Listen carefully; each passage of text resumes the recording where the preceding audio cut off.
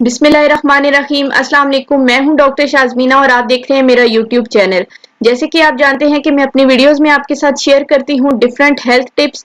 साथ ही हम बात करते हैं मुख्तलिफ बीमारियों के हवाले से, इनके सिम्टम से कैसे डील किया जाए और इस सिलसिले में होम्योपैथी हमारी क्या मदद कर सकती है। तो आज का जो हमारा टॉपिक है वो है ओबेसिटी यानी कि मोटापा। अब ये ओबेसिटी का मसला हमें आजकल इतना आम देखने को मिलता है, जिस तरह का हमारा लाइफस्टाइल है, हमारे लाइफस्टाइल में इतनी ज्यादा चेंजेस आ चुकी हैं। आजकल हम लोग बिल्कुल सेडेंट्री लाइफस्टाइल के आदी हो चुके हैं। हमारी फिजिकल एक्टिविटीज बहुत ज्यादा महदूद हो गई हैं। साथ साथ हमारी डेली रूटीन के अंदर वॉक और एक्सरसाइज प्रॉपरली शामिल नहीं होती। इसके अलावा हमारी डाइट इस तरह की है जिसकी वजह से हमें ओबेसिटी जैसे मसाइल का सामना है। तो आज की वीडियो में हम ओबेसिटी की वजूहात को भी डिस्कस करेंगे कि ऐसी कौन सी वजूहात हैं जिसकी वजह से हमें ओबेसिटी जैसे मसाइल दरकार हैं।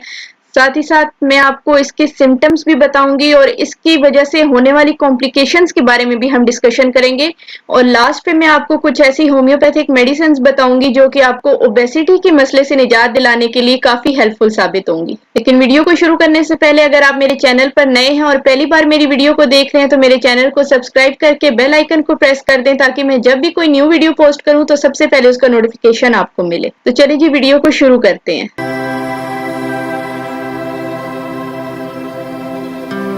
तो सबसे पहले हम जान लेते हैं कि ओबेसिटी होती क्या है। ओबेसिटी, जिसको आप आम जुबान में मोटापा कहते हैं, या इसके अलावा कुछ लोग इसको कहते हैं चर्बी का चढ़ जाना। अब हम जो फूड का इंटेक करते हैं वो कैलोरीज की फॉर्म में बर्न होके हमारे बॉडी की डिफरेंट फंक्शंस के लिए हमें एनर्जी प्रोवाइड करता है। मिसाल के तौर पे हम अपनी डेली रूटीन का कोई भी काम करते हैं, कुछ भी कर रहे हो, तो उसके लिए हमें कैलोरीज की जरूरत पड़ती है, एनर्जी की जरूरत पड़ती है और वो कैलोरीज हमें खुराक के जरिए हासिल होती हैं। इवन कि जब हम रेस्टिंग पोजीशन के अंदर भी होते हैं तब भी हमारी बॉडी जो है वो कैलोरीज बर्न कर रही होती है।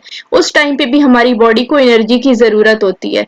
वो क्यों होती है? क्योंकि हमारा हार्ट पंप कर रहा होता है, उसको भी कैलोरीज की जरूरत होती है। साथ ही साथ हमारा अगर डाइजेशन का प्रोसेस चल रहा है बॉडी के अंदर, उसके लिए भी हमें कैलोरीज की जरूरत है। इसके अलावा हम जो सांस लेते हैं, इसके लिए भी हमें कैलोरीज की जरूरत है। तो कहने का मकसद ये है कि जब हम रेस्टिंग पोजीशन में होते हैं तब भी हमारी कैलोरीज बर्न हो रही होती हैं। अब वो शख्स जिसका डाइटरी इंटेक ज्यादा होता है और जो कैलोरीज हैं वो कम बर्न होती हैं, तो उसकी वजह से जो बॉडी है वो अपने अंदर फैट अक्यूमुलेट करना शुरू कर देती है, फैट इकट्ठा करना शुरू कर देती है, जिसकी वजह से जो शख्स है वो ओबेसिटी का शिकार हो जाता है। अब ये जो मोटापा होता है ये भी दो तरह का होता है। जो पहली इसकी टाइप है वो है एंडोजीनस ओबेसिटी। अब एंडोजीनस ओबेसिटी में क्या होता है, जो कि आप फूड ज्यादा इंटेक करते हैं और आपकी डेली एक्टिविटीज कम है, तो उसकी वजह से जो आपको मोटापा होता है वो एंडोजीनस ओबेसिटी में आता है।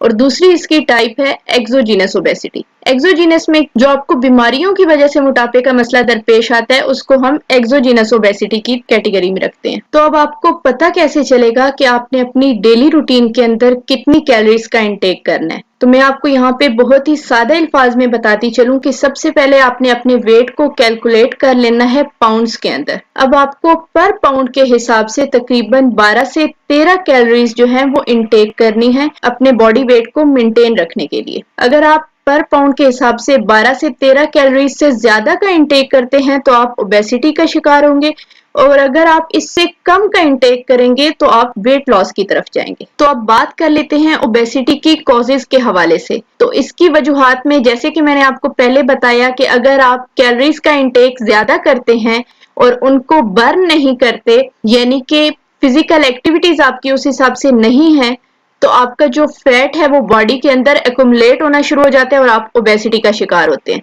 इसके अलावा ये आप में जेनेटिकली भी ट्रांसफर हो सकती है, यानी कि अगर आपके पेरेंट्स में, ग्रैंड पेरेंट्स में ओबेसिटी का मसला है तो ये आप में भी ट्रांसफर हो सकता है। इसके अलावा अगर आपके स्लीप डिसऑर्डर्स हैं, यानी कि आप नींद ठीक से नहीं ले रहे हैं, तो उसकी वजह से भी आप ओबेसिटी का शिकार हो सकते हैं। साथ में अगर आप किसी बीमारी के लिए कोई मेडिकेशन यूज कर रहे हैं तो उसकी वजह से भी आपका वेट गेन हो सकता है। इसके अलावा स्ट्रेस एक ऐसी कंडीशन है जो कि आपकी ओबेसिटी की बड़ी वजह बनता है। इसमें आपका बॉडी का कॉर्टिसोल लेवल जो है वो हाई हो जाता है, जिसकी वजह से आपकी बॉडी फैट अक्यूमुलेट करना शुरू कर देती है और आप ओबेसिटी का शिकार हो जाते हैं।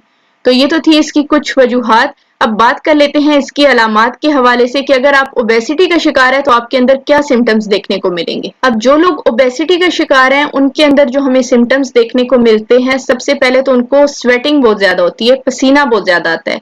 इसके अलावा हर वक्त थकावट का शिकार रहता है पेशेंट, साथ ही साथ फटीग रहती है। इसके अलावा जॉइंट पेन और बैक पेन काफी ज्यादा आम देखने को मिलता है ओबेसिटी के शिकार पेशेंट्स में। साथ में कभी कभी ब्रीदिंग में डिफिकल्टीज देखने को मिलती हैं। इसके अलावा स्लीप इश्यूज होते हैं, या ठीक से नींद नहीं आती या बहुत ज्यादा नींद आती है। इसके अलावा जो डेली रूटीन की फिजिकल एक्टिविटीज होती हैं उसको भी ठीक से नहीं कर सकता पेशेंट। इसके अलावा हाइपरटेंशन का मसला हो जाता है ओबेसिटी की वजह से, और कुछ कॉम्प्लिकेशंस हो जाती हैं ओबेसिटी को लेकर, जैसे कि हाइपरटेंशन हो गया। इसके अलावा बहुत ही ज्यादा जो कॉमन कॉम्प्लिकेशन देखने को मिलती है ओबेसिटी की वजह से वो डायबिटीज है। जो पेशेंट ओबीज होते हैं वो बहुत ही जल्दी डायबिटीज का शिकार होते हैं, उनमें डायबिटीज के चांसेस बहुत ज्यादा बढ़ जाते हैं। साथ ही साथ फीमेल्स के अंदर पीसीओएस का मसला आ जाता है। तो ये सारी कॉम्प्लिकेशंस जो हैं ये आपको ओबेसिटी की वजह से देखने को मिलती हैं। तो अब डिस्कस कर लेते हैं कुछ होम्योपैथिक मेडिसिन जो कि आपको इस ओबेसिटी की परेशानी से निजात दिलाएंगी। होम्योपैथी में जो सबसे टॉप मेडिसिन है वेट लूज करने के लिए वो है कैलकेरिया कार्ब।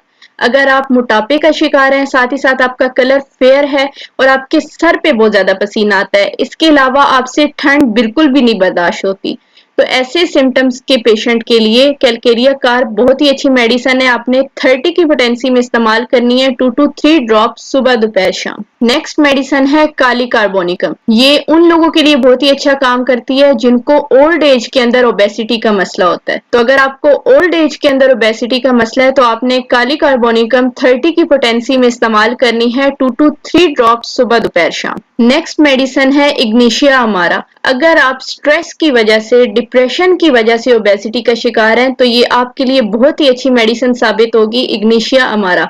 इसको आपने 30 की पोटेंसी में इस्तेमाल करना है, इसी तरह 2 to 3 ड्रॉप सुबह दोपहर शाम। नेक्स्ट जो मेडिसिन है वो है फाइटोलका मदर टिंचर। अगर आप सिर्फ ओबेसिटी का शिकार हैं और उसकी वजह कोई डिजीज नहीं है, कोई भी बीमारी नहीं है, सिर्फ आपको ओबेसिटी का मसला है, तो ये आपके फैट कटर के तौर पे बहुत ही अच्छा काम करती है। आपने फाइटोलका मदर टिंचर को तकरीबन 10 से 15 कतरे आधा कप पानी के अंदर डाल के इस्तेमाल करना है, दिन में तकरीबन 3 से 4 मरतबा। आप इस मेडिसिन को लगातार इस्तेमाल करें, तकरीबन 1 महीने के अंदर आपको इसके बहुत ही अच्छे रिजल्ट्स मिलना शुरू हो जाएंगे। नेक्स्ट जो मेडिसिन है वो है Fucus we mother tincture.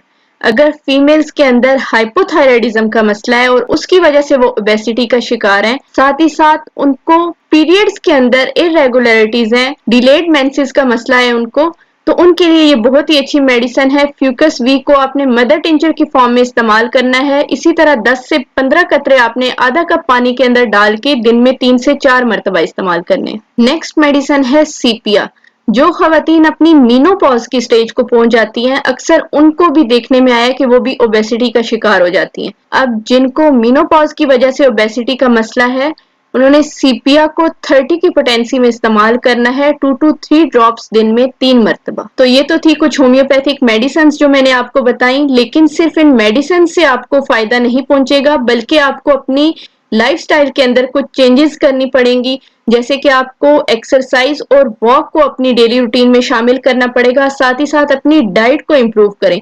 Bar bar dieting के चक्कर में कुछ ही पाउंड्स लूज करने के लिए आप जो बार बार डाइट करते हैं, उससे बेहतर है कि आप हेल्दी वे में खाएं, स्मॉल मील्स का इंटेक करें और फ्रूट्स और वेजिटेबल्स को जो है अपनी डाइट में ज्यादा से ज्यादा शामिल करें। फैटी फूड्स का इस्तेमाल कम से कम करें, ऑयली फूड्स का इस्तेमाल कम से कम करें, जंक फूड्स का इस्तेमाल, इसके अलावा कोल्ड ड्रिंक्स का इस्तेमाल कम से कम करें। साथ में जो शुगरी आइटम्स हैं वो अपने कम से कम इंटेक करने हैं। इन सारी चीजों पर जब आप अमल करेंगे और साथ ये होम्योपैथिक मेडिसिन इस्तेमाल करेंगे, तभी आपको इनके फवाइद भी नजर आएंगे।